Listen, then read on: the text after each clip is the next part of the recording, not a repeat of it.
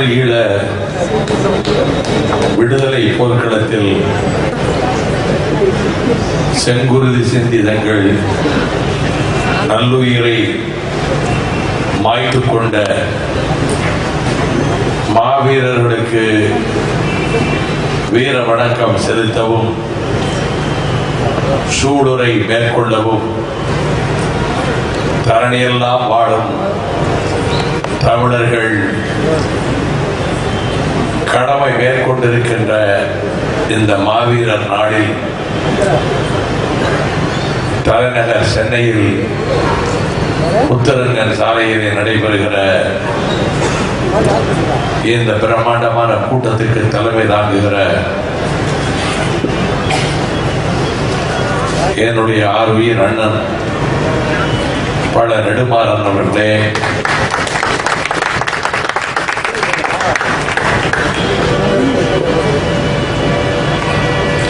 தமிழ் தேச பொதுவுடைமை கட்சியினுடைய சார்பிலே உரையாற்றிய அதன் முன்னணி தலைவர்களில் ஒருவரான அருமை சகோதரர் வைகரை அவர்களே, தமிழர் தன்மான பாசறையின் பொதுச் செயலாளர் அருமை சகோதரர் ஆவடி மனோகரன் அவர்களே, உழைக்கும் மக்கள் விடுதலை முன்னணியினுடைய தலைவர் பேரன்புக்குரிய மெல்கியோர் அவர்களே, மறுமலர்ச்சி திராவிட முன்னேற்ற கழகத்தின் துணை பொதுச் செயலாளர் உயிரிழவல் மல்லை சத்யா அவர்களே, நெஞ்சிலே நிலைத்து நிற்கின்ற நிகழ்ச்சியை நம் உள்ளங்கள் வேதனையால் நெகிழ்ந்து போகின்ற வகையிலும் அடிகளாரை போல வள்ளலாரை போல அறவழியிலே தமிழக அரசியலிலே புகழ்மலையில் போற்றப்படுகின்றவர் என்று எத்தனையோ மேடைகளில் நான் பாராட்டியிருக்கின்ற எனது அன்பு அண்ணன் பல நெடுமாறன் அவர்களே, இனி பொறுப்பதற்கில்லை, எரிதழல் எடுப்போம், ஈழத்தை தமிழீழ விடுதலையை பெற்றுத்தர மாவீரர் திலகம் பிரபாகரனுக்கு தோள் கொடுக்க தமிழர் படை புறப்படுகின்ற நாள் வந்துவிடும் என்பதற்கு அறிகுறியாகத்தான் வேடச்சேரி மணிமாறனின் ஏற்பாடு இருக்கிறது என்று முழக்கமிடுகிற அளவுக்கு இந்த நிகழ்ச்சியை சிறப்புடன் அமைத்து தந்திருக்கின்ற தென் சென்னை மாவட்ட செயலாளர் உயிர் சகோதரர் மணிமாறன் அவர்களே, மேடையிலே அமர்ந்திருக்கின்ற தமிழ் உணர்வாளர்களே, வெள்ளவன திரண்டிருக்கின்ற தமிழ் பெருமக்களே, நான் எந்நாளும் மதிக்கின்ற பத்திரிகையாளர்களே, கூற்றுடன் மேல் வரினும் கூடி எதிர்க்கும் ஆற்றல் அதுவே படை என்ற வள்ளுவர் வாய்மொழிக்கு இலக்கணமாக ஈட்டி பாய்ந்தாலும் இமை கொண்டாலும் மார்பு காட்டும் கூட்டம்தான் இந்த வீர வணக்க நாள் கூட்டத்திற்கு திரண்டு வந்திருக்கின்ற மேனிகள் என்று பாராட்டுகிற அளவுக்கு குவிந்திருக்கின்ற வாலிப பட்டாளமே, தமிழர் நெஞ்சங்களே, சிறந்தாழ்ந்த வணக்கம். நான் பேசுகிற இடம் தியாகராய நகர் முத்தரங்கன் சாலையா அல்லது 2003ஆம் ஆண்டின் கிளிநொச்சியா என்று பிரமிக்க வைக்கின்ற காட்சியை பார்க்கிறேன். அந்த தளல் அணையவில்லை. அவர்கள் தூக்கிய ஆயுதங்களுக்கு எதிரே மூட்டப்பட்டிருக்கின்ற அந்த தியாக தணல் அணையவில்லை. அந்த மாவீரர்களுக்கு வீர வணக்கம் செலுத்துகின்ற கடமையை ஆண்டுதோறும் செய்வதை அண்ணன் பல நெடுமாறன் அவர்களும் அன்பு சகோதரர் வைகரை அவர்களும் வரலாற்று வரலாற்று நிகழ்வினை இங்கே பதிவு செய்தார்கள். 28 ஆண்டுகளுக்கு முன்னால் ஈழத்திலே சிங்கள காடையரால் வேட்டையாடப்பட்டு மேனியிலே கொண்டு பாய்ந்த நிலையில் அலைகடல் தாண்டி தமிழகத்துக்கு வந்து சேர்ந்த சங்கர் என்ற சிவகுமாரன் செய்யப்பட்ட மருத்துவம் பயனின்றி போக அவன் உயிர் மூச்சு கொஞ்சம் கொஞ்சமாக அணைந்து கொண்டிருந்த வேளையில் தாயை எண்ணாமல் 10 மாதம் தன்னுடைய மணி வயிற்றிலே சுமந்த பெற்ற அன்னையை நினைத்து பார்க்காமல் தோள் மீதும் மார்பீதும் தூக்கி சுமந்து சீராட்டி வளர்த்த தந்தையை நினைக்காமல் தம்பி தம்பி தம்பி என்று மாவீரர் திலகம் பிரபாகரனுடைய பெயரை அந்த உதடுகள் உச்சரித்தவாறே சிவகுமாரனுடைய உயிர் பிரிந்தது.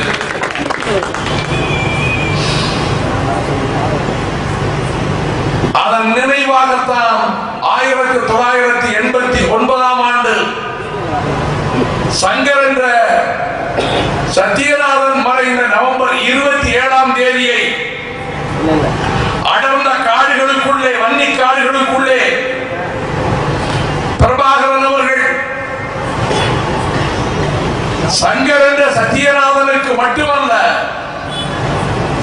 நம் தாயக விடுதலைக்காக ரத்தம் சிந்தியோ உயிர்களை தந்த வீரர்கள் வீராங்கனைகள் அவர்கள் அனைவருக்கும் மாவீரர் நாளாக அவர்களுக்கு நடுகள் நட்டு பெருமை சேர்ப்பதை போல வீர வணக்கம் செலுத்தி அவர்கள் சிந்திய ரத்தத்தின் மீது சபதமேற்போம் என்று 1989 நவம்பர் 27 அறிவிக்கிற போது இதுவரை களச்சாவு அடைந்தவர்கள் எண்ணிக்கை 1027 பேர் என்று பிரபாகரன் சொன்னார்.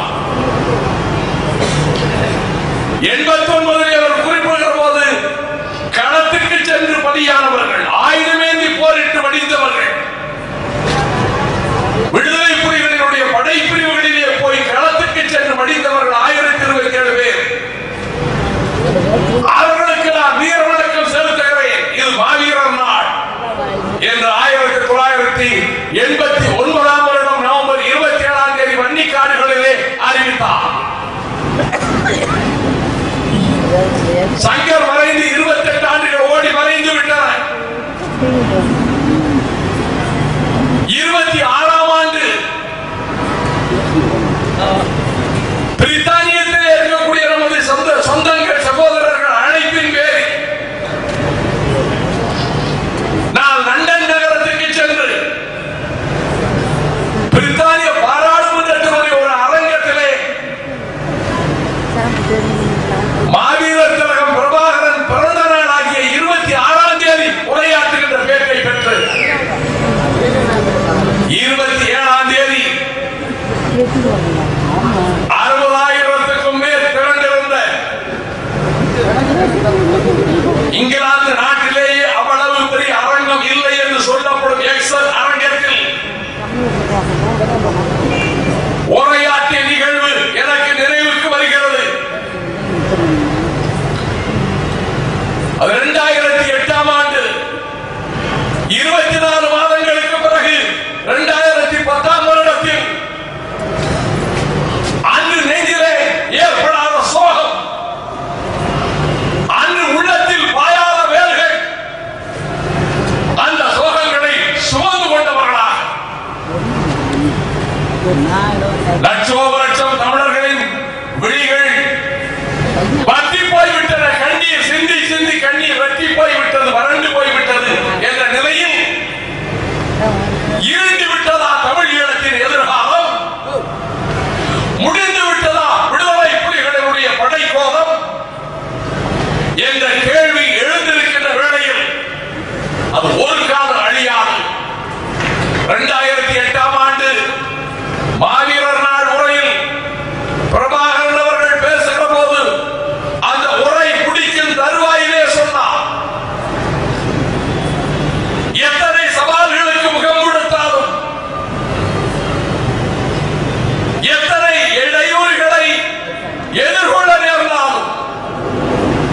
எத்தனை சக்திகள் எதிர்த்து வந்தாலும் அனைத்தையும் எதிர்கொண்டு தமிழீழ சுதந்திர தனியரசை அமைப்போம். சத்திய லட்சியத்தில் தங்களை எரித்து அழித்துக் கொண்ட மாவீரர்கள் சென்ற பாதையிலே பயணித்து வெற்றி பெறுவோம் என்று சொன்னார். எரியும் தீ சத்திய லட்சியத்தி. இதற்கு இடையிலே முள்ளிவாய்க்கால் சம்பவங்கள் கோடானு கோடி தமிழர் உள்ளத்திலே வேதனை,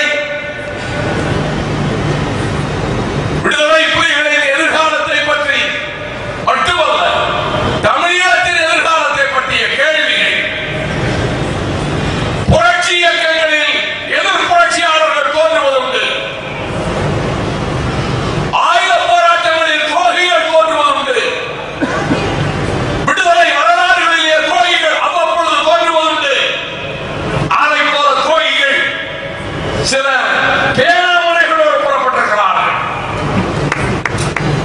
எழுத ஆரம்பித்திருக்கிறார்கள், வலைதளத்தை பயன்படுத்துகிறார்கள், இணையதளத்தை பயன்படுத்துகிறார்கள், கணினியை பயன்படுத்துகிறார்கள்.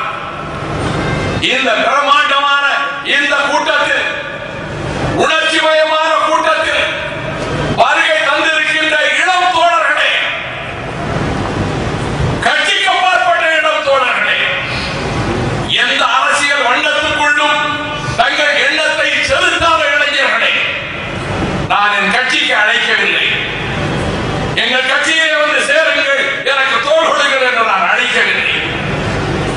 தொலைவில் இருக்கக்கூடிய அந்த இளம் தோழர்களுக்கும் வண்ண வண்ண காட்சிகளை சின்ன திரையிலே பார்ப்பதற்கு எத்தனையோ வாய்ப்புகள் உருவாகி இருக்கக்கூடிய காலகட்டத்தில் அந்தி பொழுதிலேயே நீங்கள் பல்லாயிரக்கணக்கிலே வந்து குவிந்து விட்டீர்கள்.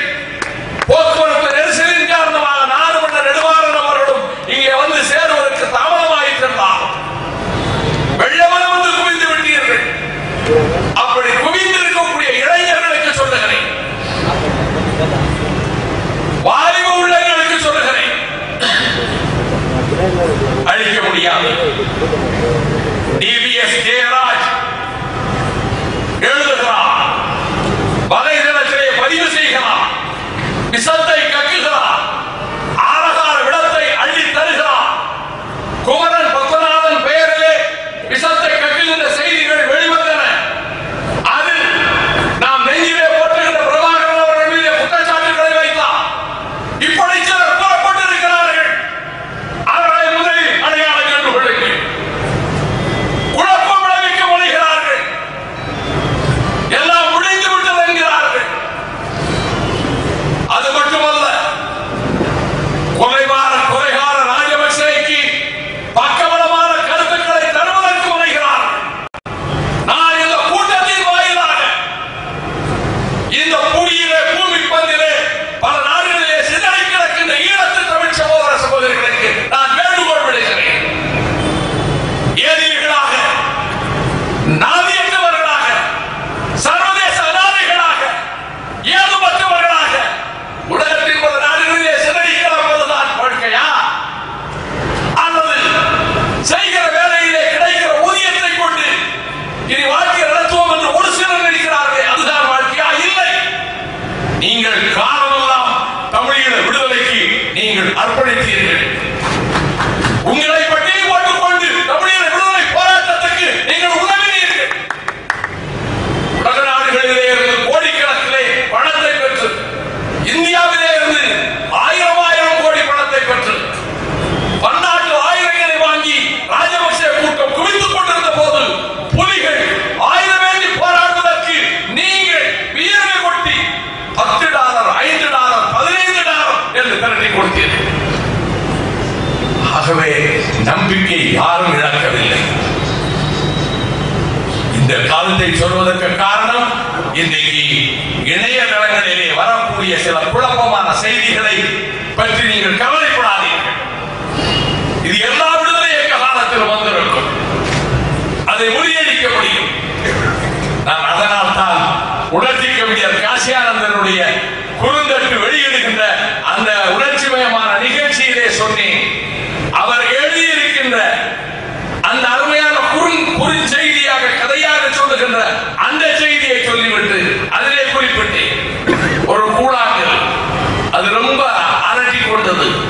ரொம்ப வருத்தப்பட்டது.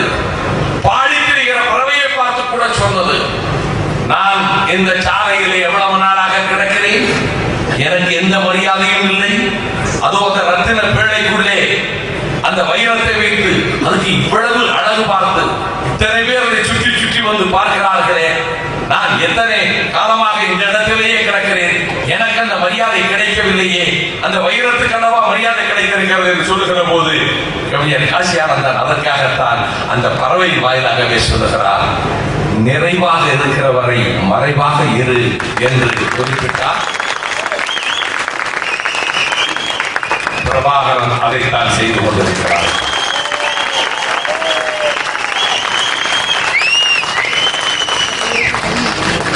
இதே இடத்திலே தான் 2006ஆம் ஆண்டு திராவிட முன்னேற்ற கழகம் ஆட்சி பொறுப்புக்கு வந்ததற்கு பிறகு தமிழீழத்தை ஆதரித்து நடைபெற்ற பொதுக்கூட்டம், மறுமலர்ச்சி திராவிட முன்னேற்ற கழகம் நடத்திய பொதுக்கூட்டத்துக்கு வேளச்சேரி மணிமாறன் தலைமையிலே நடைபெறுவதாக அறிவிக்கப்பட்ட கூட்டத்திற்கு நானும் வந்தேன். ஆனால் கூட்டத்திற்கு முதல் நாள் இரவிலே வேளச்சேரி மணிமாறனை கலைஞர் கருணாநிதி அரசு கைது செய்தது. அவர் சிறைச்சாலையிலே அடைக்கப்பட்டார். அவர் சிறையில் அடைக்கப்பட்டாலும் அன்றைய கூட்டம் இதை போல பெருமளவுக்கு திரண்டுவிட்ட கூட்டம். அந்த கூட்டத்திலே பேசினேன். அதன் பின்னர் அந்த சிறையிலே போய் நான் மணிமாறனை சந்தித்தேன். நான் கலைஞர் கருணாநிதி அவர்களுக்கு தெரிவித்துக் கொள்கிறேன், உங்கள் சிறைச்சாலையோ அடக்குமுறையோ மிரட்டலோ எதுவும் உணர்ச்சியை பறித்துவிட முடியாது. வழக்கறிஞர்கள் போராடினார்கள் ஈழ தமிழர்களுக்காக. அதற்காகவே அவர்கள் 70 பேர் கைகால் முறிக்கப்பட்டார்கள். இந்த நெருப்பை ஏந்தியவன் முத்துக்குமார், நெஞ்சிலே ஏந்தியவன் முத்துக்குமார். 3 நாட்கள் அவன் குளத்தூரிலே அவன் சடலம் கிடந்த போது லட்சக்கணக்கான தமிழர்கள் அதற்கு தரிசனம், அவனுடைய உயிரற்ற சடலத்துக்கு தரிசனம் காண வந்த போது மூலக்கத்தோர் சுடுகாட்டுக்கு கொண்டு போய் நள்ளிரவு நேரத்திலே தீ மூட்டிய போது அப்பொழுது என்ன உறுதியை எடுத்துக் கொண்டோம்? 17 பேர் இந்த தமிழகத்திலே தீ குளித்து முடிந்தார்கள். தமிழகத்திலே உணர்ச்சி ஒன்றும் செத்து போய்விடவில்லை. தப்பு கணக்கு போட வேண்டாம். இந்த உணர்ச்சி நீர் ஊத்த நெருப்பாகவே இருக்கிறது. இந்த மாவீரர்கள் தங்கள் உயிர்களை தந்தார்கள். வாழ்க்கையின் எந்த சுகங்களையும் பார்க்கவில்லை அந்த இளைஞர்கள்.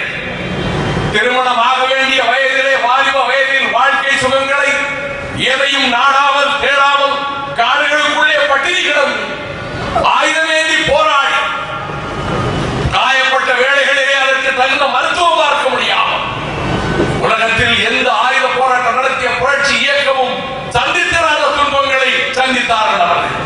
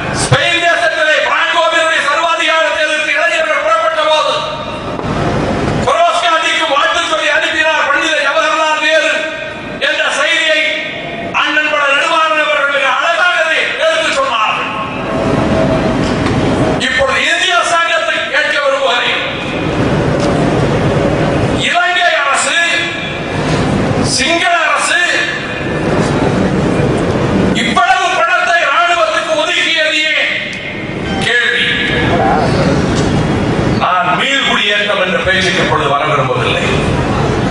ஏமாற்று வேலை. ராஜபக்சே பேசுவதோ, மன்மோகன் சிங் பேசுவதோ, கிருஷ்ணா பேசுவதோ, கலைஞர் கருணாநிதி ஒப்பாரி வைப்பதோ இது மக்களை ஏமாற்றுகிறவே. 30,000 பேர் இருப்பதாக சொன்னார்களே முள்ளியடி முகாம்களிலே. இந்த ஏட்டுக்கு கொடுத்திருக்கின்ற பேட்டியிலே அவன் ராஜபக்சே தன்னை அறியாமலே உண்மையை கக்குகிறான். 3 லட்சம் பேர் இங்கே இருந்தார்கள். இன்னும் 1,70,000 பேர் இருக்கிறார்கள். இது சிங்கள அதிபர் ராஜபக்சேனுடைய வாக்குமூலம். அப்படியானா இந்தியாவினுடைய வெளிவிவகாரத்துறை அமைச்சர், அப்பொழுது வெளிவிவகாரத்துறை பொறுப்பில் இருந்த பிரணாப் முகர்ஜி 2009ஆம் வருடம் பிப்ரவரி 18ஆம் தேதி இந்திய நாடாளுமன்றத்தில் 70,000 பேர் தான் அவர்கள் இப்படி துன்பத்திலே சிக்கியிருக்கிறார்கள். 70,000 தமிழர்கள் அவர்கள் பாதுகாப்பான இடங்களுக்கு அனுப்பப்பட வேண்டியது இருக்கும் என்று அன்றைக்கு ராஜபக்சே கொழும்பில் சொன்னதை அவர் ஏழில் கொடுத்ததை இந்திய பாராளுமன்றத்திலே வாசித்தீர்கள். நீங்கள் தூத்துக்குடிக்கு வருகிற போது எதிர்த்து கருப்பு கொடி போராட்டம் நடத்தி கைதாகி நாங்கள் ஜெயிலுக்கு போவோம். நான் இப்போது இந்திய சர்க்காரை கேட்கிறேன். அன்றைக்கு 70,000 பேர் என்று ராஜபக்சே சொன்னார். இன்றைக்கு அவரே 1,70,000 பேர். இன்னும் அவர்கள் எங்கும் போகவில்லை. ஒரு முகாமிலே இருந்து இன்னொரு முகாமுக்கு அனுப்பி அங்கே சிறை வைக்கிறார். சிங்களர் குடியேற்றத்தை நடத்துகிறார். தமிழர் பகுதிகளை, தமிழர் தாயகத்திலே சிங்களவர்களை குடியேற்றுகிறார். வழிபாட்டு தலங்களை அழிக்கிறார். முருகன் கோவிலில், சிவன் கோவிலில் பௌத்த விகாரங்களை கொண்டு வந்து அமைக்கிறார். சித்தாந்தன் சிலைகளை அங்கே நடுகிறார். இதுவல்ல என்னுடைய கேள்வி. சிங்கள ராணுவத்துக்கு தமிழர் தாயக பகுதியில் இனி என்ன வேலை? 100 மீட்டருக்கு ஒரு ஆரணம் வைத்திருக்கிறார். வடக்கிலும் கிழக்கிலும் தமிழர் தாயக பகுதியில், யாழ்ப்பாணத்தில், கிளிநொச்சியில், மன்னாரில், வவுனியாவில், கல்வெட்டுத்துறையில், மட்டக்களப்பில் எங்கும் 100 மீட்டருக்கு ஒரு காவலர்கள் வைத்திருக்கிறார். ராணுவ முகாமாக்கி வைத்திருக்கிறார். இதைத்தான் நான் கேட்க விரும்புகிறேன். விடுதலை புலிகளை LTTE has been decimated என்று தீர்ப்பாயத்திலே இந்திய அரசு தாக்கல் செய்ததை விடுதலை புலிகளை தடை செய்ய வேண்டும் என்று அதற்கான வெளியிட்ட பிரகடனத்தில் அந்த தீர்ப்பாயத்தில், அந்த ட்ரிபியூனலில் LTTE has been decimated, ஏறத்தாழ அது நிர்மூலமாக்கப்பட்டு விட்டது, முழுவதும் அழிக்கப்பட்டு விட்டது என்ற பொருள் அல்ல, ஏறத்தாழ நிர்மூலமாக்கப்பட்டு விட்டது என்று சொன்னதற்கு பிறகு தமிழர் பகுதிகளில் சிங்கள ராணுவத்தை 100 மீட்டருக்கு ஒரு காவலரை வைத்து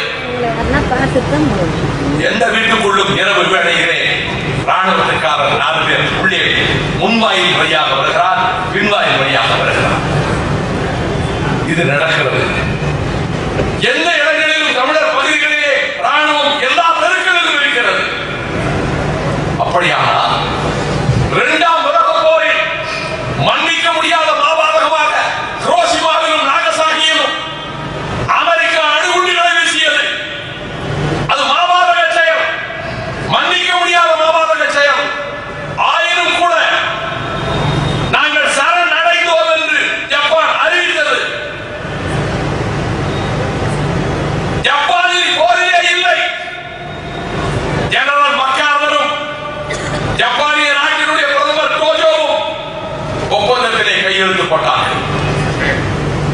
நான் கேட்கிறேன், ஜப்பான் நாட்டுக்குள்ளே அமெரிக்க ராணுவத்துக்காரனை குவித்து வைத்திருந்தாரா? 2 சின்ன தீவுகளிலே அமெரிக்க ராணுவத்தை, அந்த ஏகாதிபத்திய கழுகு 2 ராணுவ பிரிவுகளை 2 தீவுகளை வைத்திருந்தாரே என்கிற அழித்தது மாபாதக செயல். நாகசாகிய ஹிரோஷிமாவை அதற்கு பிறகு டோஜோ கையெழுத்து போட்டதற்கு பிறகு ஜப்பான் நாட்டுக்குள்ளே அமெரிக்க ராணுவம் இருந்ததா? அப்படியானால் தமிழர் தாயக பகுதியிலே இவ்வளவு ராணுவத்தை குவித்து வைத்திருப்பது எதற்காக? எனவே எங்களுடைய கோரிக்கை அல்ல, எங்களுடைய பிரகடனம் ராணுவத்தை வெளியேற்றுவதில்லை.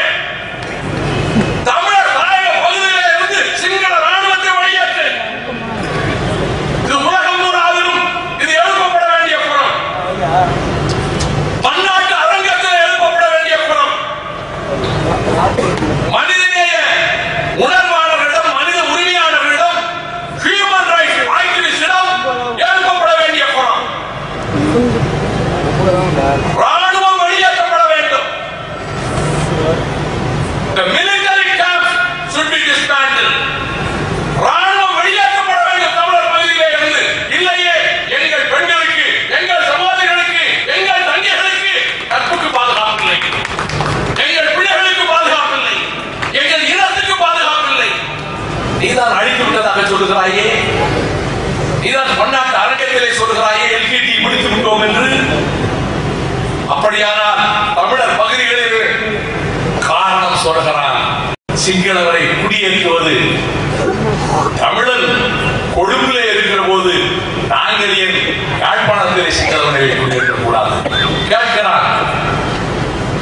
தமிழன் கொழும்பிலே குடியேறுகிற போது வசிக்கிற போது நாங்கள் வல்வெட்டுத்துறையிலே, தொண்டைமானாற்றிலே, மன்னாரிலே, யாழ்ப்பாணத்திலே சிங்களவரை கொண்டு போய் நாங்கள் குடியமர்த்துவது என்ன தவறு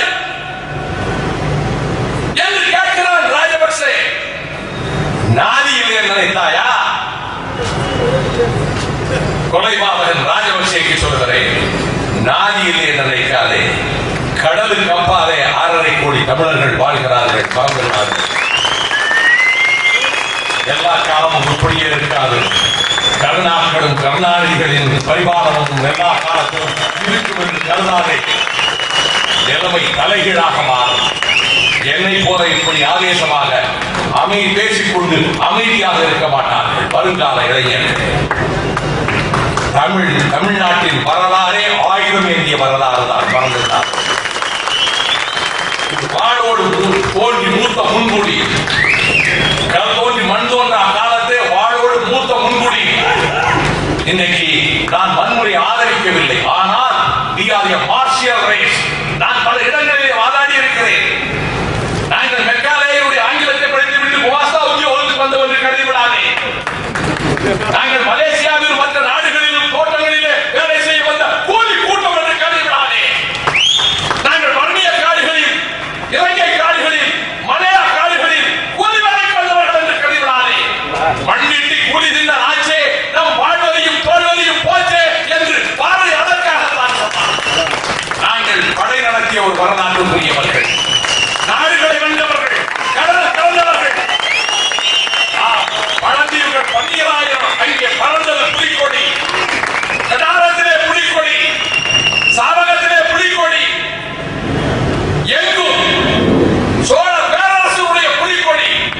நான் சொல்லவில்லை, பண்டித ஜவஹர்லால் நேரு இந்திரா காந்திக்கு குடியரசு இந்திராவில் எழுதுகிற போது சோழர்களிடம் மிகப்பெரிய கடற்படை இருந்தது. The Chola Empire, they had a mighty navy.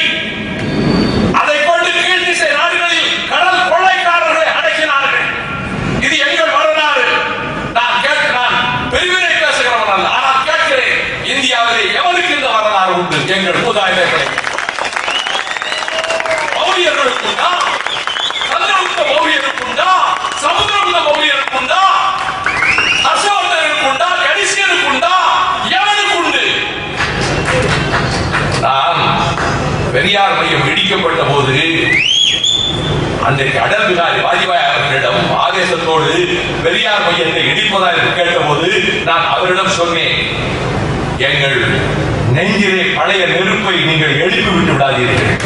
நாங்கள் இப்பொழுதுதான் இந்தியா ஒன்றுங்கிற உண்மை எண்ணத்தோடு இருந்து கொண்டிருக்கிறோம். நாங்கள் பெரியார் கடைசியாக பேசிய பேச்சு, இதே தியாகராயனர்கள் பேசிய பேச்சு. தந்தை பெரியாரின் உரை கடைசியாக ஆற்றிய உரை, தியாகராய நகரிலே ஆற்றிய உரை.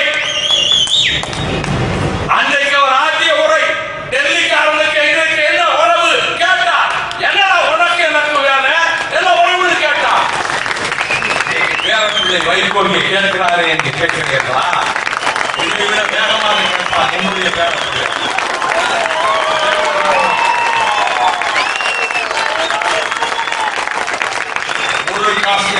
காஷ்மீரை விட மோசமான நிலைமையை தெற்கே உருவாக்கிவிட்டார்.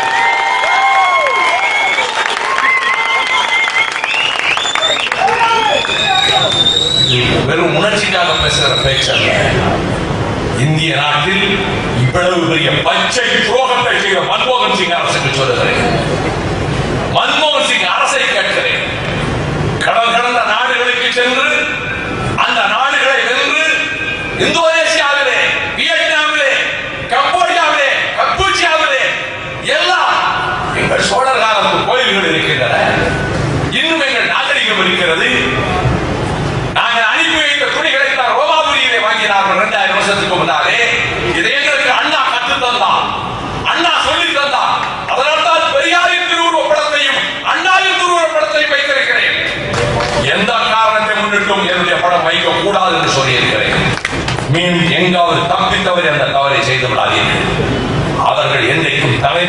வழிகாட்டுகின்றவர்கள்.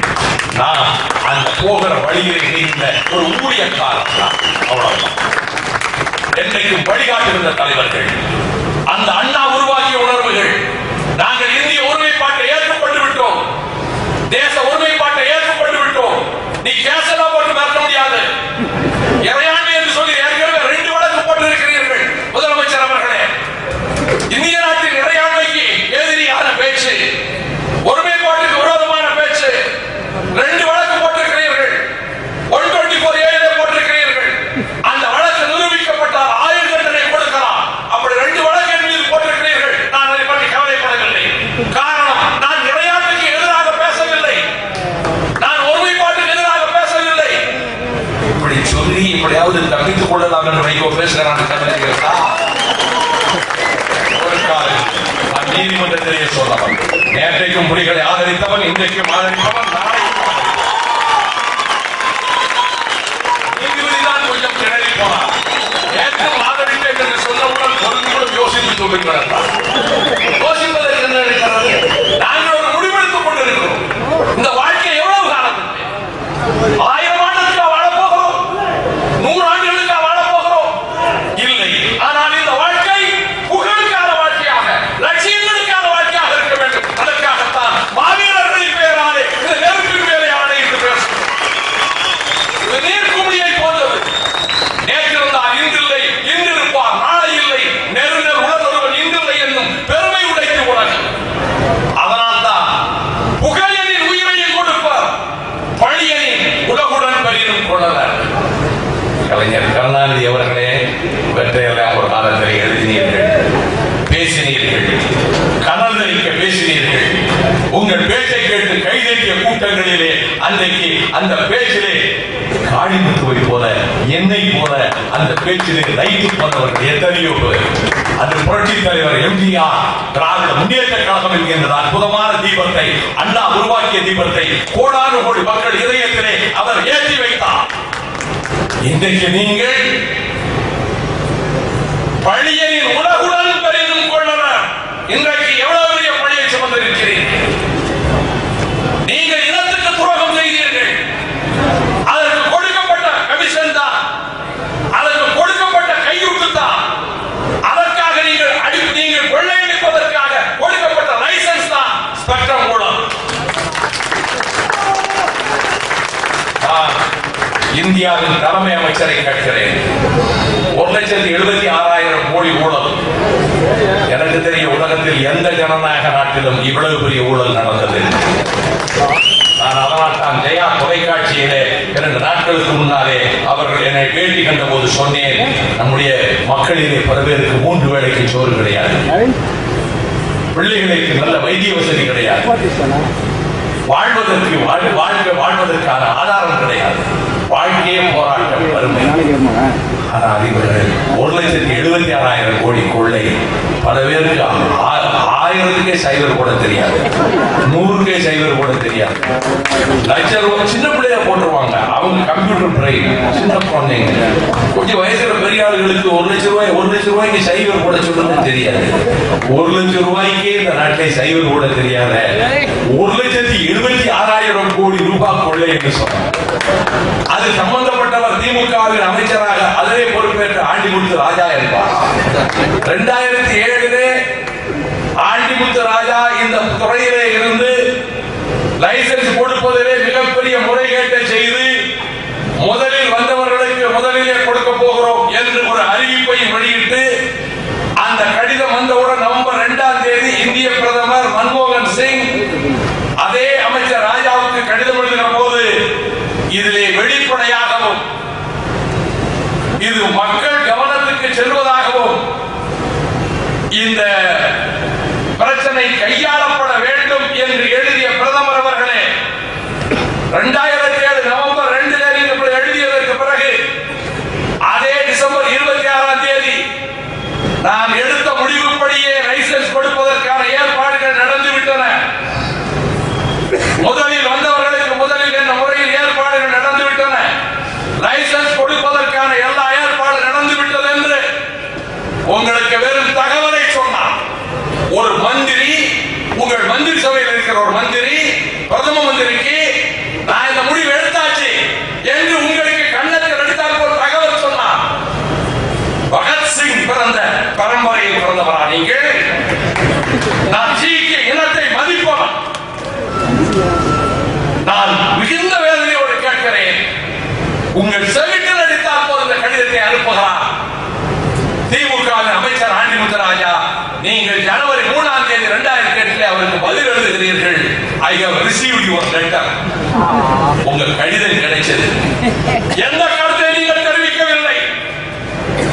அப்படியானால் வெளிப்படையாக இருக்க வேண்டும், டிரான்ஸ்பரண்டாக இருக்க வேண்டும், நேர்மையாக இருக்க வேண்டும் என்று 2007 நவம்பரில் 2ஆம் தேதி கடிதம் எழுதுகின்ற அளவுக்கு அதிலே கருத்தை செலுத்திய மன்மோகன் சிங் இப்பொழுது உங்கள் கடிதம் கிடைத்தது என்று சொல்லிவிட்டு நீங்கள் எடுத்திருக்கிற முடிவு தவறு என்றோ, நீங்கள் லைசன்ஸ் கொடுக்க போவது தவறு என்றோ எதுவுமே சொல்லாமல்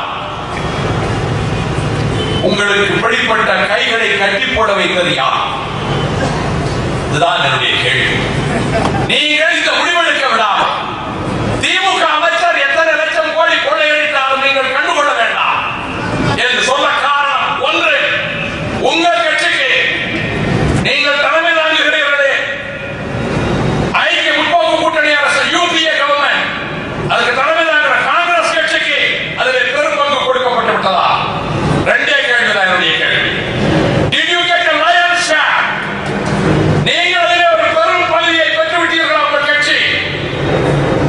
உங்கள் கட்சி பெற்று விட்டதா? காங்கிரஸ் தரப்பிலே பெற்று விட்டதா? வெறும் 65 கோடி ரூபாய் ஊழல் குற்றச்சாட்டிலே திருவாளர் பரிசுத்தம் என்று அன்றைக்கு சொல்லப்பட்ட ராஜீவ் காந்தி என்ற நாட்டு மக்கள் தூக்கி எறிந்தார்கள். வெறும் 2 லட்சம் ரூபாய் குற்றச்சாட்டிலே டிடி கிருஷ்ணமாச்சாரி ராஜினாமா செய்துவிட்டு போனார். 1,76,000 கோடி என்பது நடுங்க வைக்கின்ற ஊழல். இந்த ஊழலில் பிரதம அமைச்சர் இப்படி பேசாமல் இதை கண்டுகொள்ளாமல் இருந்ததற்கு 2 காரணம் தான் இருக்க வேண்டும். ஒன்று, காங்கிரசுக்கு இது பெரும் பங்கு கஜானாவுக்கு போய் சேர்ந்து விட்டது, அதனாலே பேசாமல் இருக்கிறார்கள் என்பது காரணமா?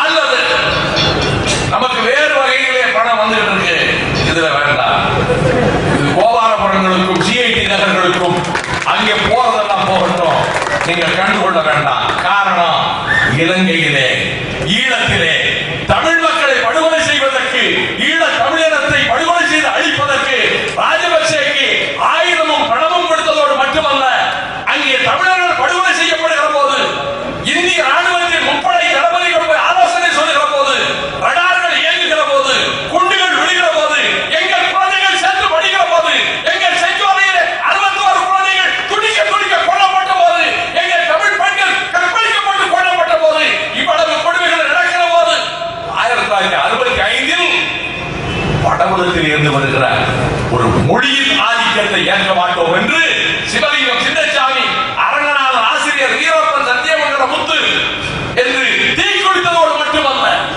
எல்லைப்புறத்தை காக்க வேண்டிய இந்திய ராணுவத்தை இந்த நாட்டு தமிழ் இளைஞன் திருப்பூரிலே ரைந்தர் துப்பாக்கிக்கு முன்னாலே போய் நின்றார்.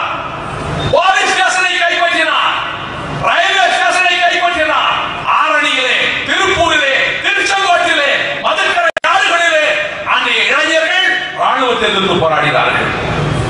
அந்த தமிழ்நாடு ஒரு மொழியின் ஆதிக்கத்துக்கே எப்படி போராடினார்கள் என்றால், அலைகளப்பா அவர்களின் தீரக்குரல் எங்கள் செவியிலே விடுகிற போது, எங்களுடைய தொப்புள்கொடி உறவுகள் இப்படி கொல்லப்படுகிற போது, முத்துக்குமார் தீக்குளித்த போது எடுத்து வைத்த நெருப்பு லட்சம் இளைஞர்கள் நெஞ்சிலே பற்றி எரிகிற போது, தமிழகம் போர்க்களமானா, தமிழகம் எரிமலையாக வெடித்தார், அது தாக்கு பிடிக்க முடியாது என்பதற்காக, அதை தடுப்பதற்காக கலைஞர் கருணாநிதி பழைய வசனங்களை எழுதியும் பேசியும் ஏமாற்றியும் அதிமுக உடன்பட்டே போட்ட தீர்மானத்தை டெல்லியிலே உங்கள் வீட்டு வாசலில் ராஜபக்சே காந்தப்பட்டு விதித்த போதும் கண்டுகொள்ளாமல் தமிழக மக்களை ஏமாற்றுவதற்காக மருத்துவமனையில் போய் படுத்துக் கொண்டு போராடிய வழக்கறிஞர்களையும் கபாலங்களை உடைத்து இந்த பச்சை புரோகத்தை கோபாலபுரத்து கருணாநிதி செய்வதற்காக இந்த கொள்ளை அடிப்பதற்கு நீங்கள் கொடுத்த அனுமதியா? 2 ஒன்றாகத்தான் இருக்க வேண்டும், 2 ஒரு காரணமாகத்தான் இருக்க வேண்டும்.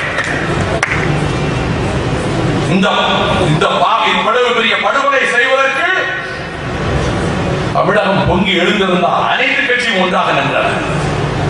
மொத்த தமிழகம் பொங்கி எழுந்திருந்தால் இவங்க நடத்த முடியாது. ஆகவே இந்த ஸ்பெக்ட்ரம் அலைவரிசை ஊழலில், அலைக்கற்றை ஊழலில் 1,76,000 கோடிக்கு இந்த ஊழல் நடைபெறுவதற்கு, இவ்வளவு பெரிய தவறை செய்வதற்கு இந்திய அரசு ஏற்பாடு செய்து கொடுத்தது. சவுக்கால் அளித்தது சுப்ரீம் கோர்ட். இன்னிய மந்திரியா வச்சிருக்கீங்கன்னு கேட்டாங்க. அமைச்சர் பதவியா ராஜினாமா செய்கிற பேச்சுக்கே இடம் இல்லை. யார் ஆண்டிமுத்துராஜா இங்க ஏர்போர்ட், இவர் கோபாலபுரத்தில் ராஜினாமாவா, அந்த பேச்சுக்கே இடம் இல்லை. இவர் டெல்லியில போய் விமானத்துல போய் இறங்க கூட இல்லை. அண்ணன் சொன்ன மாதிரி ராஜினாமா செய்யாட்டி டிஸ்மிஸ் பண்ணுவாங்க, ஜெயிலுக்கு போக வேண்டியது போய் போக வேண்டியது இருக்கும். அதுல ஒன்றும் பிரச்சனை இல்லையா? அவர் மட்டும் போவாரா, மூலஸ்தானத்தையும் சேர்த்து பிடிக்கிட்டு போயிடுவாங்க. இதனுடைய விளைவாக இவ்வளவு பெரிய ஊழல் குற்றச்சாட்டு நான் மத்திய அரசுக்கு சொல்லுகிறேன். நீ ஊழல் மட்டும் செய்யவில்லை. ஏன் மத்திய அரசே, மன்மோகன் சிங் தலைமையிலான அரசே, கேடுகட்ட அரசே, தமிழகத்தை அழிப்பதற்கு ஆயுதம் கொடுத்த அரசே, உனக்கு மன்னிப்பே கிடையாது. மன்மோகன் சிங் அவர்களே, பதவி அவ்வளவு பெருசா? உங்களை சந்தித்து கைகளை பற்றிக் கொண்டு இந்த எளியவன் மன்றாடி இருக்கிறேன். 2004, 2005, 2006 தொடக்கத்திலே இந்த பாவத்தை செய்யாதீர்கள், ஆயுதம் கொடுக்காதீர்கள், எங்கள் இனத்தை அழித்து விடுவார்கள் தொலைவாளர்கள் ராஜபக்சே என்று சொன்னோமே. நீங்கள் ஆயுதம் கொடுத்தது மட்டுமல்ல, இப்பொழுது நினைவுக்கு வருகிறது பிரியரஞ்சன் தாஸ் முன்சி நினைவிழந்த நிலையிலே ஆஸ்பத்திரியில் இருக்கிறார். எனக்கு நல்ல நண்பர், அவர் இன்னும் கோமாவில் தான் இருக்கிறார். பிரியரஞ்சன் தாஸ் முன்சி சொன்னார், வைகோ நீங்க சந்திச்சுட்டு ஒப்பந்தம் போட, ராணுவ ஒப்பந்தம் போடக்கூடாதுன்னு சொல்லிட்டு போன பிறகு டாக்டர் மன்மோகன் சிங் என்னை தனியாக அழைச்சு கேட்டார். இந்த ஒப்பந்தம் வேண்டாங்கிறதுக்கு நேற்று ஒரு மெமரண்டம் வைகோ கொடுத்தாரு. இந்த ஒப்பந்தம் போடலாமா என்ன? கண்டிப்பா போடக்கூடாது, இது பேர் ஆபத்தில் போய் முடியும்.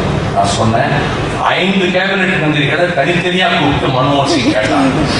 எனக்கு தெரியும் 5 பேருமே ஒப்பந்தம் கூடாதுன்னு தான் சொன்னாங்க. அப்படியானால் மன்மோகன் சிங் அவர்களே, இந்த ஒப்பந்தத்தை போடாமலேயே இவ்வளவு ஆயுதங்கள் கொடுக்கலாங்கிற ஏற்பாட்டை செய்ய உங்களை தூண்டியது யார்? ராஜபக்சேக்கு உங்களுக்கு என்ன சம்பந்தம்? ஆயுதம் கொடுக்க சொல்லி, ரடார் கொடுக்க சொல்லி உங்களை தூண்டியது யார்? இந்த கேள்விகள் எல்லாம் எனக்கு சுருவப்படுத்த ஆரம்பித்து விட்டன. ஆகவே நீங்கள் இவ்வளவு பெரிய ஆயுத பலத்தை அவருக்கு உருவாக்கி கொடுத்தீர்கள். அம்பல்கோட்டாவிலே இன்றைக்கு சீனத்து துறைமுகம் மட்டுமல்ல, அண்ணன் சொன்னதை போல சீனர்கள் பக்கம் அவன் சாய்ந்து விட்டார். அது மட்டுமல்ல, இந்தியாவுடைய கடல் எல்லைக்குள்ளே வந்து நம்ம மீனவர்களை தினம் வந்து அடிக்கிறான் சொல்றாங்க. ஒன்று தெரியுமா? நம்ம அமைச்சர்கள், இங்கே மத்திய அமைச்சர்கள் அப்பொழுது மீனவர்கள் மீது ஏதோ உள்துறை மந்திரி பேசுகிறார். மீனவர்கள் பிரச்சனை ஒரு சச்சரவு. நீங்க டிவியில கேட்டிருக்க மாட்டீங்க சில பேர். அது ஒரு சச்சரவு. இந்திய மீனவர்களுக்கு ஒரு சச்சரவு, கடற்படைக்கும் இதுக்கு நடக்கிற சச்சரவு. சுட்டுக் கொள்வது சச்சரவா? ஹோம் மினிஸ்டர் கேட்கிறேன். நம்ம மீனவர்கள் இங்கே வந்து சுட்டுக் கொள்வது சச்சரவா? இன்னொரு பெரிய போராட்டம் பண்ணாங்க. தமிழ்நாட்டு மீனவர் சங்கங்களும் கொழும்புக்கு அழைக்கப்பட்டு தமிழீழ மீனவர் அமைப்புகளும் வந்து பேசி 2 தரப்பு கை கொடுக்கிறாங்கன்னு ஒரு மோசடித்தனமான செய்தியை ஊடகங்களுக்கு கசியப்பட்டாங்க. நான் சொல்லுகிறேன், தமிழீழ மீனவர் அமைப்பு யாரும் போகல. தமிழீழ மீனவர்கள் சொல்லிட்டாங்க, எங்களை சந்திக்க வச்சு எங்களுக்குள்ள பிரச்சனை இருக்கிற மாதிரி சிண்டு முடிகிற வேலையை ராஜபக்சே செய்ய பார்க்கிறான், இதுக்கு நாங்க இரையாக மாட்டோம் என்று தமிழீழ மீனவர்கள் சொல்லிவிட்டார்கள். எங்களுக்கு தமிழ்நாட்டு மீனவர்களுக்கு எந்த பிரச்சனையும் இல்லை. அவன் சிங்கள கடற்படை அவர்களை பிடித்து அடிக்கிற காலங்களில் நாங்க தான் பாதுகாப்பு கொடுத்திருக்கிறோம். எனவே இந்திய அரசு இவ்வளவு செய்துவிட்டு, ஆயுதம் கொடுத்து விட்டு, மீள்குடியேற்றம் பேர்ல 50,000 வீடு கட்டி போயிருந்தாங்க. அவங்க வீடு வாசல்கள்லாம் இழந்து அவர்கள் தாயக உரிமைகள் அதற்காக போராடி கொண்டிருக்கிற நேரத்தில் அவங்களுக்கு தாயகம் கிடையாதா? அவன் சொல்லிட்டான் ராஜபக்சே, தமிழர் தாயகம் என்ன ஒண்ணு கிடையாது, உனக்கு முன்னாடியே தமிழருக்கு தாண்டாத தாயகம் நீ. நான் சொல்லல, இந்திய வரலாறு போற்றுகின்ற அம்மையார் இந்திரா காந்தி இந்திய நாட்டின் பாராளுமன்றத்திலே சொன்னார். அவர் மெய்காப்பாளர்களால் சுட்டுக் கொல்லப்படுவதற்கு முன்பு அவர் பேசிய கடைசி பேச்சு இந்திய நாடாளுமன்றத்தில் மாநிலங்களவையில் இந்த எளியவன் கொண்டு வந்த கவன ஈர்ப்பு தீர்மானத்திலே பேசிய பேச்சுதான் அவர் பேசிய கடைசி பேச்சு. அந்த பேச்சிலே தான் அவர் சொன்னார், நான் மிகுந்த வேதனையோடு கேட்டேன், வங்க தேசத்தை உருவாக்கி கொடுத்தீர்களே, கராச்சியின் பிடியிலே வந்து டாக்காவை விடுவித்தீர்களே, மனக்சாவின் ராணுவத்தை அனுப்பி வங்காள தேசம் என்ற ஒரு நாட்டை உதயமாக்கி உலக வரைபடத்திலே ஏற்படுத்தி கொடுத்தீர்களே, அதை போல நீங்கள் வங்க தேசத்தை உருவாக்கி கொடுத்து விட்டு பாராளுமன்றத்துக்குள்ளே நுழைந்த போது பிரதமர் அவர்களே, உங்களுக்கு நேர் எதிராக அரசியல் நடத்திக் கொண்டிருக்கக்கூடிய ஜனசங்கத்தின் தலைவர் வாஜ்பாய் துர்கையே வருக என்று வரவேற்றார், துர்கா தேவியே வருக என்று உங்களை வரவேற்றார். அன்றைக்கு உங்களை துர்கா தேவியே வருக என்று வரவேற்றார். தமிழ் ஈழத்தை அமைத்துக் கொடுங்கள், எங்கள் சந்ததிகள் ஆயிரம் ஆயிரம் ஆண்டுகளுக்கு உங்களை பராசக்தி என்று போற்றுவார்கள். அன்றைக்கு அந்த உரை நிகழ்த்தப்பட்ட அன்றுதான் அன்றைக்கு அவர் கணேசா வெளியே வந்து அம்மா ரொம்ப நன்றின்னு சொல்லிட்டு தமிழுக்கு அமைச்சு கொடுக்கிற போது Tamils are scattered in other areas also. Tamils of Indian origin. நீங்க நினைச்சா அதுக்கு ஒரு ப்ளூ பிரிண்ட் போட்டு அவங்களையும் பாதுகாக்க, அவங்க தமிழ் ஈழத்திலே அவங்களும் இருக்கலாம். நீங்க செய்ய அதுக்குள்ள மற்ற மந்திரிகள் தான் முடிஞ்சு போச்சு. 83ஆம் ஆண்டு அங்கே எவ்வளவு பெரிய படுகொலைகள் நடைபெற்றுக் கொண்டிருந்த போது 1983ஆம் ஆண்டு ஆகஸ்ட் மாதம் 16ஆம் தேதி இந்திரா காந்தி அம்மையார் அவர்கள் நாடாளுமன்றத்திலே பேசுகிற போது இலங்கையில் நடப்பது தமிழ் இன படுகொலை, ஜெனோசைட் ஆஃப் தமிழ்ஸ், இதை பயன்படுத்தியது அன்றைய பிரதமர் இந்திரா காந்தி. இந்த வார்த்தை சாதாரண வார்த்தை அல்ல, ஜெனோசைட் என்பது. அதே இந்திரா காந்தி அம்மையார் தான் 84இல் தான் மடிவதற்கு முன்பு பேசிய கடைசி பேச்சிலே சொன்னார், the Tamils of the north and east are the original inhabitants of the land. அந்த மண்ணின் பூர்வீக குடிமக்களே தமிழர்கள் தான். இது யார் சொல்வது? உலக சரித்திரத்தை கடிதங்களாக தீட்டிய, உலக சரித்திரத்தை பல பேர் எழுதியிருக்கிறார்கள். நான் சரித்திர பாடங்களை விரும்பி படிக்கிறவன். எனக்கு தெரிந்த மட்டில் உலக சரித்திரத்தை எழுதியவர்களில் பண்டிதர் நேருவுக்கு நிகராக இவரும் எழுதியதாக நான் நினைக்கிறேன். அவர் அப்படிப்பட்ட முறையில் அவர் 3 ஆண்டுகள் அவர் அகமது நகர் கோட்டை சிறையிலும் நைனி சிறையிலும் இருந்தபோது 3 வருடத்து 3 மாதம் எழுதியிருக்கிறார். அப்படி எழுதியிருக்கக்கூடிய சரித்திரத்தை போதித்தவரின் மகள் சொல்கிறார், இலங்கையின் வடக்கு கிழக்கில் இருக்கிறவர்களின் பூர்வீக தாயகம். ராஜபக்சே சொல்கிறான், தமிழர் தாயகமே கிடையாது. அவனை அழைத்து கொண்டு வந்து மானங்கெட்டவர்களை காமன்வெல்த் கேம்ஸில் அவன் சிறப்பு விருந்தினரா? காமன்வெல்த் விளையாட்டு போட்டியிலே அவன் சிறப்பு விருந்தினரா? அவனை திருப்பதி போயிருக்கான்னு பூர்ணமுக்கு வரவேற்பு வச்சீங்க.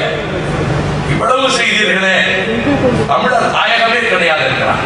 அப்படி என்றால் தமிழர்கள் இருக்கும் பகுதிகளிலே சிங்களவர்களை குடியேற்றுகிறான். வெஸ்ட் பேங்க் மேற்கு கரையிலே அவன் யூதர்களை குடியேற்றுகிறான் என்பதுதானே பிரச்சனை. உலகம் அங்கீகரித்திருக்கிறது அல்லவா? காலனைசேஷன் இன் தி வெஸ்ட் பேங்க். யூத குடியேற்றம், சிங்கள குடியேற்றத்தை எதிர்த்து தானே திலீபன் உண்ணாவிரதம் இருந்தால், இன்றைக்கு சிங்கள குடியேற்றம் பகிரங்கமாக தமிழர் பகுதியிலே நடக்கிறது. நாம் கேட்காமல் யார் கேட்பது? நாம் தலையிடாமல் யார் தலையிடுவது? அன்புக்குரியவர்களே, தமிழ் ஈழம் என்று கேட்பது வடக்கும் கிழக்கை மட்டும்தான்.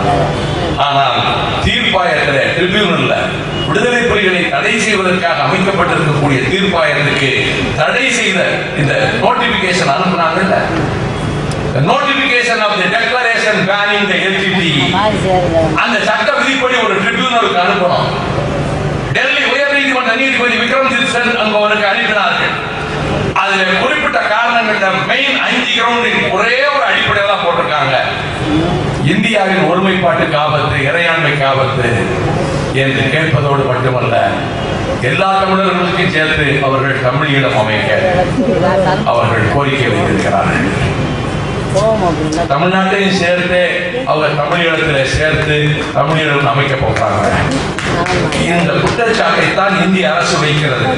நான் அதை மறுத்திருக்கிறேன். அண்ணன் நெடுமாறன் மறுத்திருக்கிறார். நான் கூட சொன்னேன், அவங்க நல்லா இருக்கட்டும், இப்ப நம்ம ரொம்ப கெட்டு போய் கிடக்கு, இதுவும் போய் கலப்படமாயிடக்கூடாது, அவங்க நல்லபடியா தமிழகத்தை அமைக்கணும். நாங்க தமிழ்நாட்டை அதோடு சேர்க்க சொல்லி அவர்கள் கேட்கவில்லை, தந்தை செல்வா கேட்கவில்லை.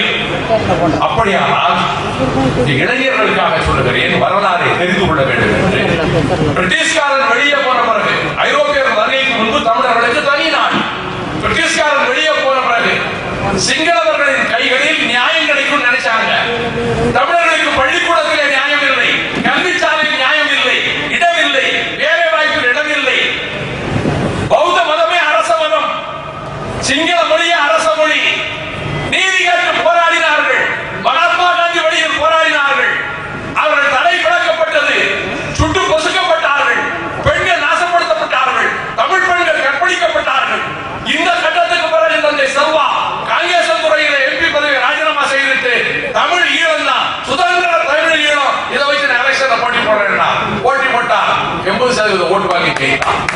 76 வட்டப்பட்டையிலே தீர்மானம் போட்டு இனி சுதந்திர தமிழீழ அரசை அமைப்பது ஒன்றே நம்முடைய லட்சியம். இறையாண்மையில் உள்ள சுதந்திர தமிழீழ அரசு லட்சியம். இதை 76 தீர்மானம் போட்டு 77 பொது தேர்தல், நாடாளுமன்ற தேர்தல். 90% மக்கள் தமிழீழத்தை ஆதரித்து வெற்றி பெற வைத்தார்கள். அதான் ரெஃபரண்டம்.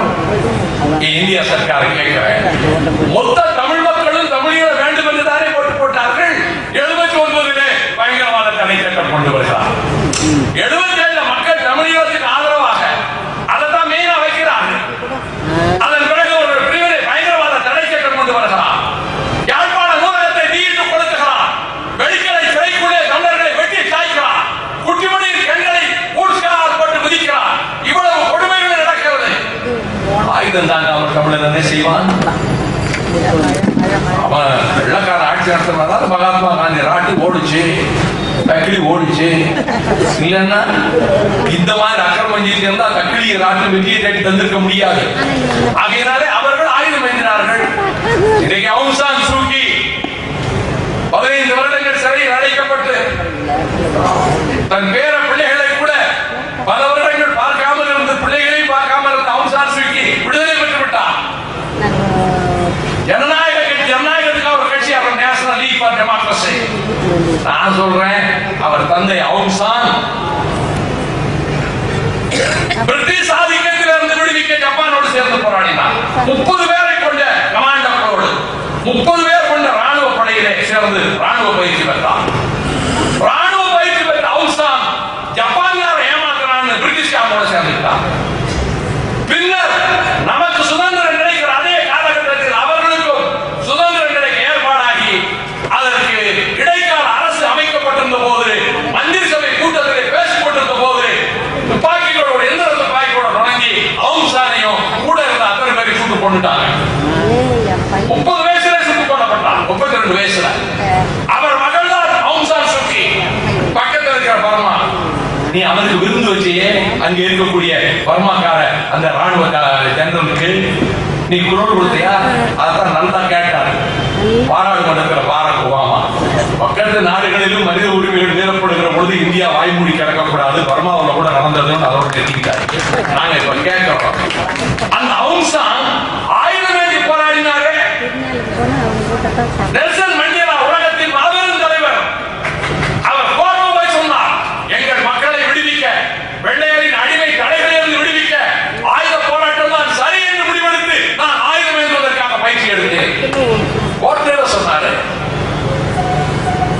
அதைத்தானே பிரபாகரன் செய்தார்.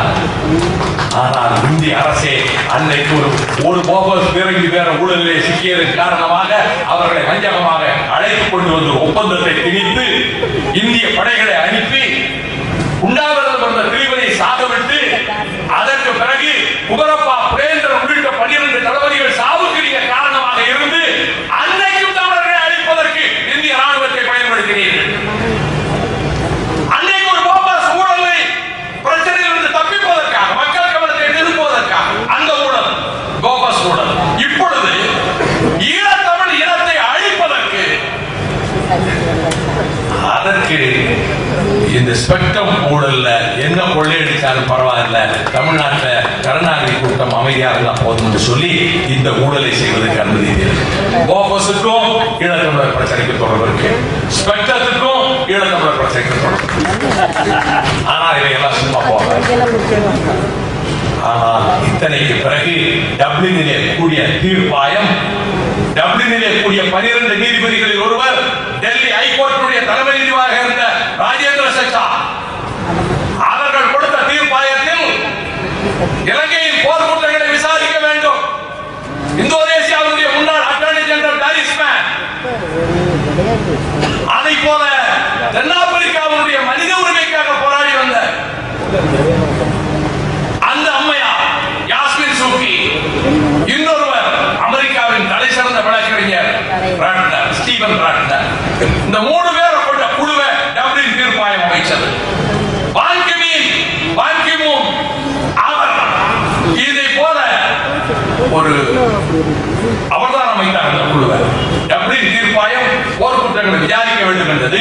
ஐநா பொதுச் செயலாளர் பான் கி மூன் இந்த 3 பேர் கொண்ட குழுவை அமைத்தார். இப்ப இங்கிலாந்துக்கே வந்த போகிறேன் ராஜபக்ச எங்க பிரச்சனையாகும்னு சொல்லி. ஆகையினால் இந்த வேளை ஒரு நல்ல செய்தி உங்களுக்கு சொல்றேன். நல்ல செய்தியை கேட்க ஆசைப்படுவீங்க, கஷ்டங்களையே கேட்டு இருக்கோம்ல. வேற ஒண்ணு வேற நல்ல செய்தி நீங்க உடனே எலெக்ஷன் அரசியல் நினைக்கிறாங்க. நல்ல செய்தி சொல்றேன். நீதி செத்து விடவில்லை தொடர்களே. நீதிலாந்துக்கு இங்கே இருந்து விடுதலை செய்து அனுப்பப்பட்ட ஈழத்தமிழ் இளைஞன் ஒருவன் போனான். அவன் கிட்டுவோடு கப்பலிலே பயணம் செய்தவன். கிட்டுவை 450வது கடல் மைலிலே இந்திய கடற்படை மறித்தது. அந்த நெடுமாறன் வழக்கு கொடுத்தான். 450வது கடல் மைலிலே கிட்டுவினுடைய கப்பலை இந்திய கடற்படை சுற்றி மறித்தது. கிட்டுவின் கப்பலின் மீது இந்திய கப்பற்படை சுட்டது. அதனுடைய விளைவாகத்தான் கடைசியிலே இவர்கள் கப்பல் படையோடு போய் தாக்கிய போது அந்த சண்டையிலே அதுக்கு பிறகு கிரனேடை எடுத்து போட்டு கிட்டு எப்படி இருந்தாலே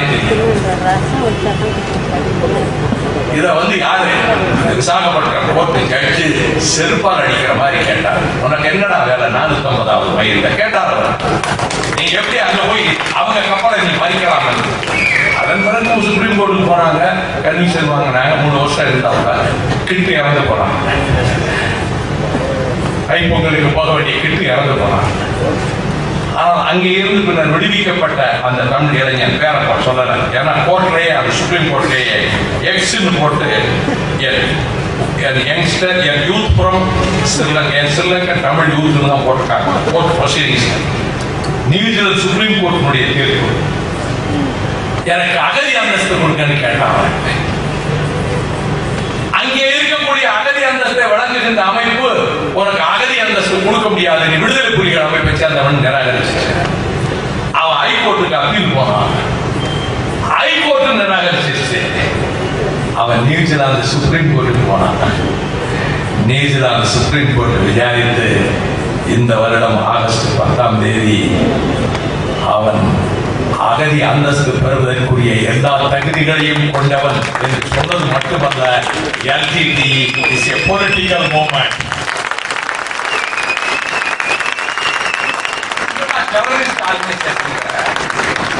It is a political movement. Vaiko சொல்லல, நியூசிலாந்தினுடைய சுப்ரீம் கோர்ட்டினுடைய 3 நீதிபதிகள் சொல்லி இருக்கிறாங்க. பல நாடுகள் சொல்லும்.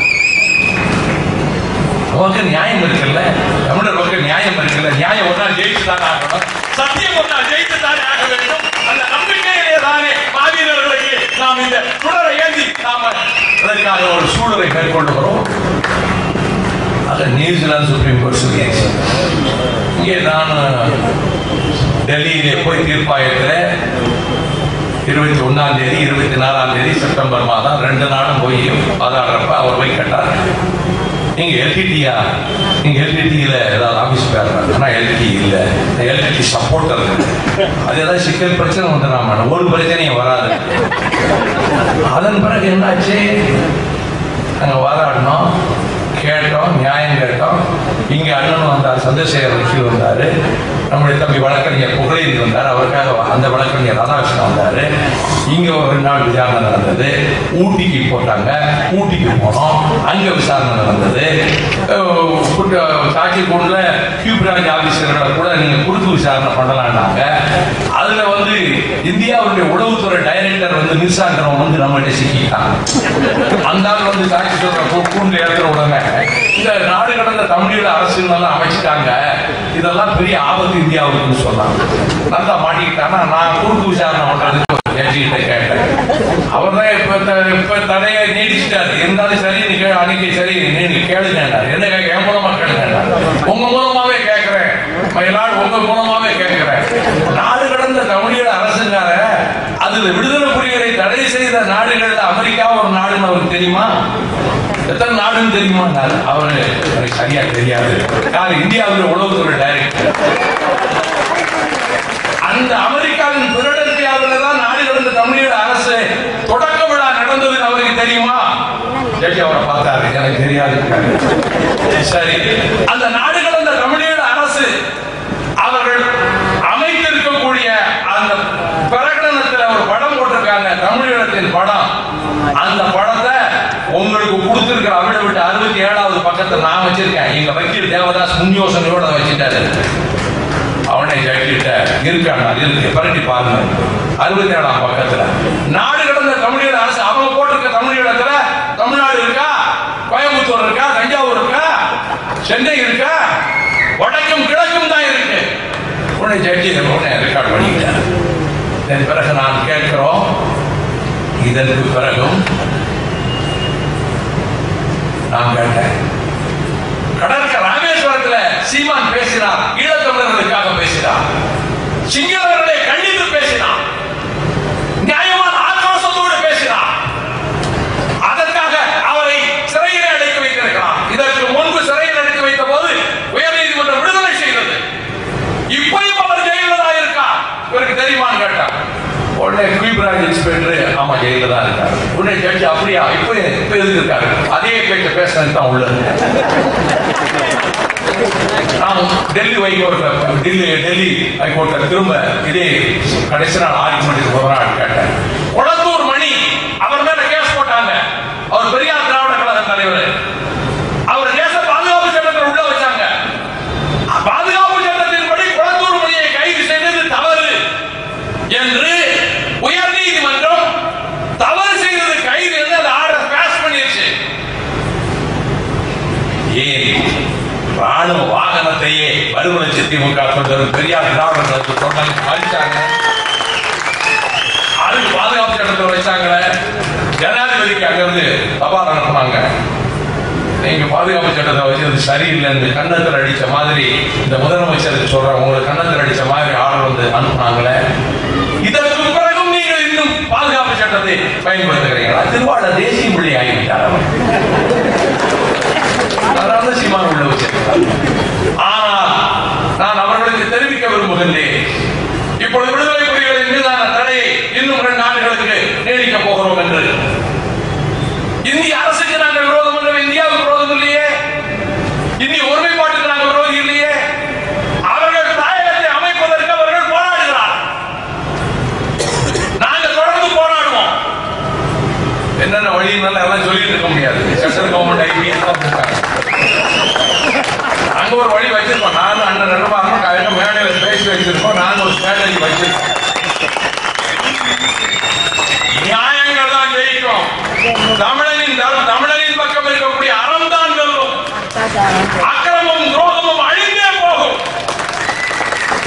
மாவீர நாளிலே சொல்லுகிறேன், தமிழீழத்தை அழிப்பதற்கு ஆயுதங்களை கொடுத்தீர்களே பாவிகளே, எங்கள் 8 தமிழர்களை நிர்வாணமாக்கி கொண்டானே, மன்னிப்புண்டா அதற்கு? தாயையும் கற்பழிச்சு மகளையும் கற்பழிச்சாரையா ஒரே குடும்பத்தில். இவ்வளவு அக்கிரமங்களையும் இலங்கை செய்வதற்கு நீங்க இங்க இருந்து எல்லாம் ஏற்பாடு பண்ணீங்க. மன்மோகன் சிங் அரசுக்கு சொல்றேன், நான் வந்து வைதிகத்துல எல்லாம் நம்பிக்கலாம். ஆனால் அறம் வெற்றி பெறும். அறம் நின்று அக்கிரமக்காரர்களை அழிக்கும். என்பதிலே அசைக்க முடியாத நம்பிக்கை கொண்டார். நீங்கள் செய்த பாவங்களுக்கு அவனோட சேர்ந்து அவனுக்காக கொடுத்தீங்களே, உங்களுக்கு நல்லா வந்து விடி பீகாரோட முடிஞ்சு போச்சுன்னு நினைக்காதீங்க.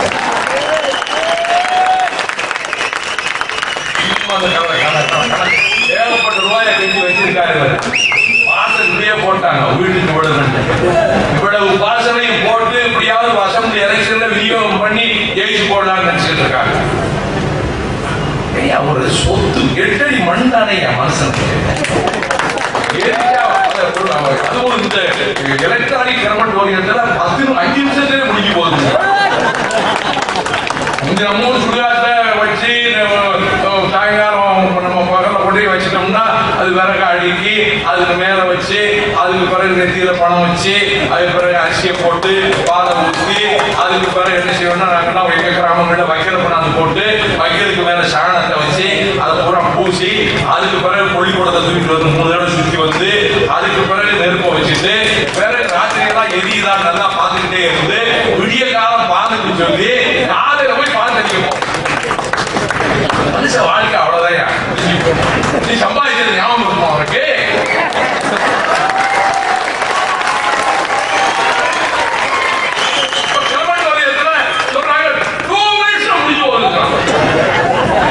மண்ணுக்குள்ள போறவன் நம்ம சம்பாதிக்கிறத மண்ணுக்குள்ள ஞாபகம் இருக்குமா? வாழ்க்கை என்பது என்ன? எவ்வளவுதான் சம்பாதிப்பீங்க? என்ன சொல்றாங்க? எல்லா இடங்களையும் வாங்குறாங்க, எல்லா சொத்துக்களையும் வாங்குறாங்க, எந்த இடத்தை பார்த்தாலும் வாங்குறாங்க, தீவுகளை வாங்குறாங்க.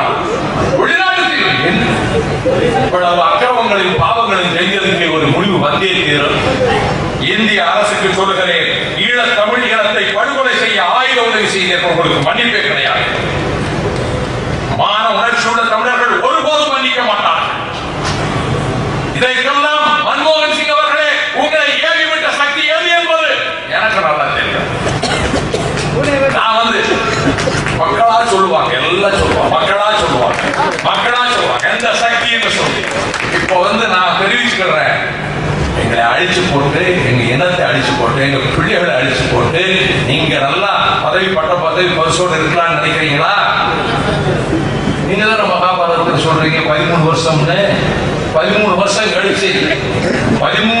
கழிச்சு தான் வந்தது. அது ஒருத்தர் நான் அண்ணன் சொன்ன மாதிரி பீஷ்மாச்சாரியார் மன்மோகன் சிங். பீஷ்மாச்சாரியார் என்றாலும் உடம்பு பூரா 1000 அம்புகள் பாக்கியது இல்ல. இது சிகண்டியின் அம்புகள் அல்ல, இது அர்ஜுனன் எய்த அம்புகள் அப்படின்னு அவரும் விழுந்தார்ல. பக்கத்திலே வந்து பார்த்துக்கிட்டு இருந்தார்ல. பீஷ்மாச்சாரியாருக்கு கிரீடத்தில் வச்சுட்டாங்க இல்ல. பீஷ்மரும் அக்கிரமத்துக்கு துணை போன காரணத்தினாலே அவரும் வீழ்த்தப்பட்டார். மன்மோகன் சிங் அவர்களே, நீங்கள் தமிழனுக்கு ஒரு ஆயுதம் அடிச்சு அடிக்க போறாங்களே என்ற அன்னைக்கே நீங்க ராஜினாமா செய்து கொடுக்க வேண்டாமா? இந்த பாவம் வேண்டாம், நம்ம வேண்டாம், நல்ல ஆனஸ்டர் சொல்றேன், தமிழனும் நல்ல பேரோட இருந்தோம், மரியாதையோட இருந்தோம் போயிருக்க வேண்டாமா? ஒரு பாவத்தை செஞ்சா அடுத்தடுத்த பாவத்தை செஞ்சு ஒரு தப்பா செஞ்சா இவ்வளவும் செய்தீர்கள்.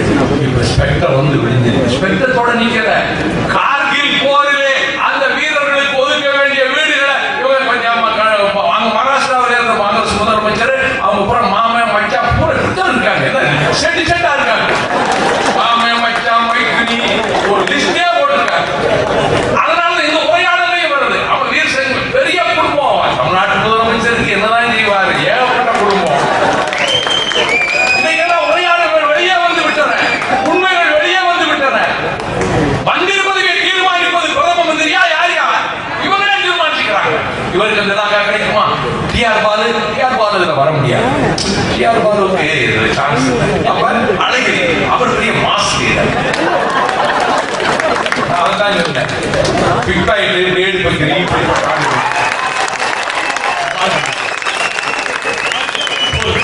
அமைச்சர் மாவட்ட செயலாளரை வெட்டி கொண்டதுக்கு கொலைகேஸ்ல உள்ள போக வேண்டிய ஆளு வக்கீலே மந்திரி எல்லாம் சேர்ந்து அதுக்கு பிறகு எனக்கு என்ன இலாக்கா கிடைக்கும்? அது மகள் கேட்பாங்க. எனக்கு இண்டிபெண்டன்ஸ் சார்ஜ் கொடுத்துருவாங்களா? அது எப்படியோ தெரியல. ஆனிமாரன் உள்ள விட்டுறவே கூடாது. இவங்க ஆனிமாரன் உள்ள விட்டுறவே கூடாதுன்னு சொல்றாங்க.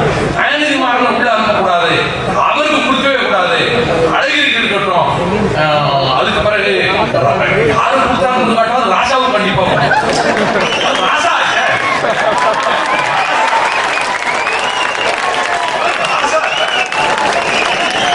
அது பெரிய ராசா ராசாவும் கண்டிப்பா அது பிரச்சனை இல்லை. அதை ஒதுக்குறீங்க, அது கரெக்டா ஒதுக்காச்சு.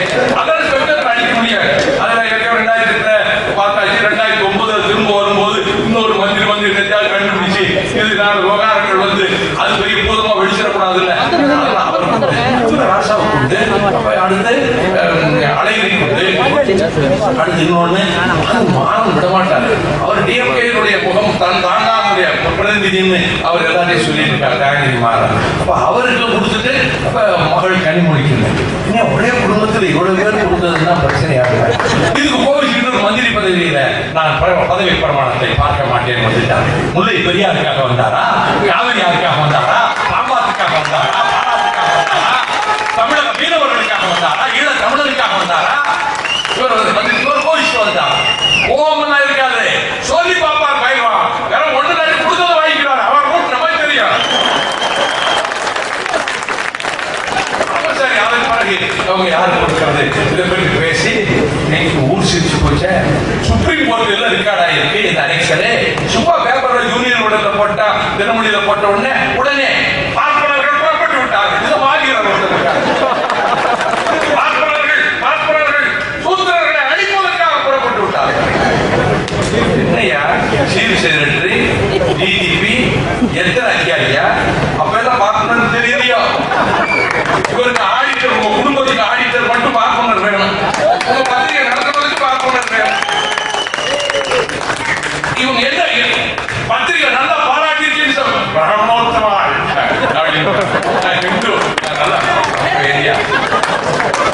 ஏதாவது அட்டாக் பண்ணிட்டா ஆனந்தம். இதெல்லாம் பேசுறதுக்கு உங்களுக்கு என்ன தகுதி இருக்கு? அங்கே சாப்பியை போட்டுக்கிட்டு இதை பற்றி பேசலாமான்னு அதான அந்த அதிமுக பொதுச் செயலாளர் கேட்கிறாங்க. உங்களுக்கு என்ன இதை பற்றி கேட்கிற என்ன ரைட் இருக்கு? நாலு நட்சத்திரம், நேரம், ராகு, காலம், யமகண்டம், புலிக எல்லாம் பார்த்து எல்லாம் நடக்குது. குட்டமுறுதிக்கு போய் பிறந்த நாள் வாழ்க்கப்பட்ட ஒரு துணை முதலமைச்சர் வச்சது. திராவிட இயக்கம் நீங்க, நாங்க திராவிட இயக்கம் வருவதற்கு திராவிட முன்னேற்ற கழகம் திராவிட இயக்கம்.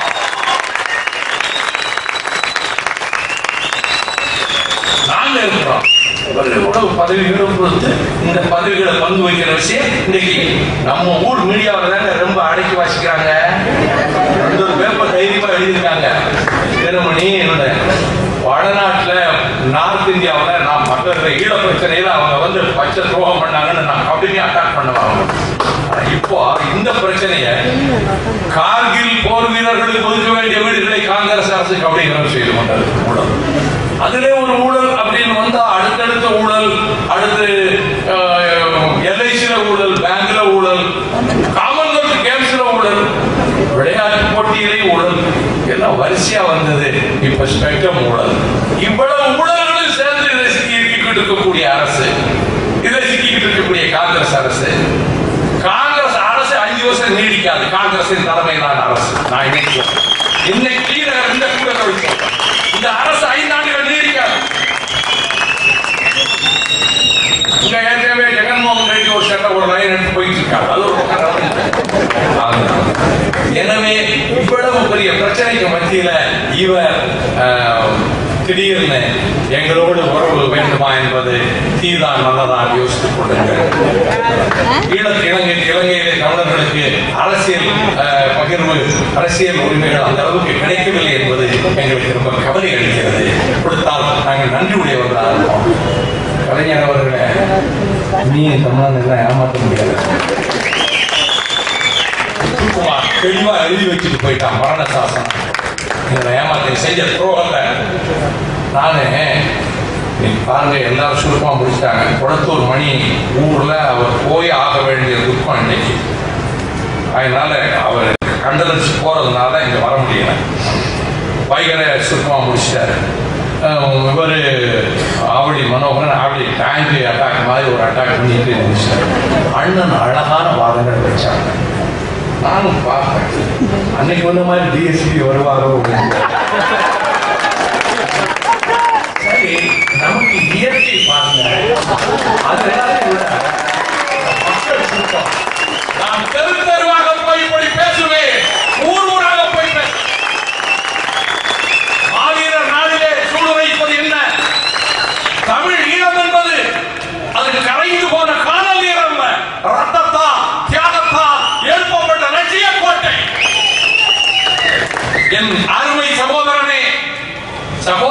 போடக்கூடாது. அன்று வரை சகோதரன், இப்பொழுது நீ எனக்கு தலைவன். 1989 பிப்ரவரி 23ஆம் தேதி காலையில் உன்னை விட்டு பிரிந்து வருகிற போது, கிட்டுவும் நீ இருந்து அனுப்புகிற போது, என் கண்களிலே இருந்து வழிந்த கண்ணீரை பார்த்து ஏன் வருத்தப்படுறீங்கன்னு சொல்லி என்னை அனுப்பி வைத்த போது, திரும்பவும் நான் எங்கு சந்திப்பேன் எனக்கு தெரியலையே என்று சொல்லிவிட்டு வந்தேனே. 89 பிப்ரவரி 23, 21 வருஷம் ஓடிடுச்சு. அன்றைக்கு காடுகளுக்குள் சுற்றிலும் தாக்கப்பட்டு ஓடுகிற போது நான் நினைச்சேன், நம்ம வாழ்க்கையும் எதிர்காலத்துக்கு தான் இருக்கும்னு நினைச்சேன். அன்னைக்கே நான் நினைச்சேன், பதவிகளுக்காக எந்த தமிழ் ஈழத்துக்காக நீங்கள் உன் தம்பிமார்கள், உன் சகோதரிகள் ரத்தம் சிந்தி போராடினார்களோ அந்த தமிழ் ஈழத்தை கட்டி எழுப்ப இந்த தாயகத்திலே, தமிழர் தாயகத்திலே, எங்கள் தமிழ்நாட்டிலே உள்ள வாலிபர்களை, இளைஞர்களை தயார்படுத்துவது அது என்னுடைய வேலை. அதற்கு சூழ்நிலைக்கிறேன். அண்ணன் நெடுமாறன் பக்கபலமாக இருந்து நாங்கள் எடுக்கின்ற முயற்சிகளுக்கு அவர் எங்களுக்கு உணர்ந்து வழிகாட்டி செல்வார். மாவீரர்கள் புகழ் வாழ்க, வெல்க தமிழீழம். நன்றி.